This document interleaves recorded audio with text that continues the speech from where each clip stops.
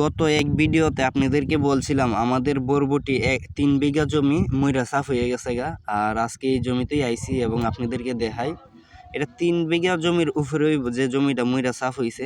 আর আমরা একই বীজ লাগাইছি, এটা লাগাইছিলাম কিছুদিন আগে। এই জমিতে আমরা কিছুদিন আগে বরবটি রোপণ করছিলাম। আর এই জমিটা মইরা সাফ হয়ে গেছে, যে সাইড এই সাইড বাংছি আর এই সাইডে মানে আমরা বাইঙ্গা লাইতাম আসলাম বাংছি না, কারণ হইতাছে এটার মধ্যে দেখা যাইতেছে যে গাছটি আছে এটার মধ্যে 20 কেজি 30 কেজি বরবটি পারতে পারি। বরবটি 20-30 কেজি আলহামদুলিল্লাহ ভালোই রেট আছে। আর দ্বিতীয়ত হইতাছে হামলার খরচটা ওইটা জায়গা 2-3 হামলার রুজু হয়ে জায়গা, তার জন্য এই জমিটা ভাঙতাছি না। আর আমরা এটার মধ্যে এখন আজকে বরবটি ফারাইতাছি এবং আপনাদের সাথে শেয়ার করলাম। হবিগঞ্জ কৃষি নিউজের আজকের আয়োজিত পর্বতে আপনাদেরকে দেখাইলাম আমাদের জমির বরবটি। আমাদের মোট 9 বিঘা জমিতে করছি এবং সবাই আমাদের জন্য দোয়া করবেন আমরা যেন ভালো ফসল ফলাইতে পারি।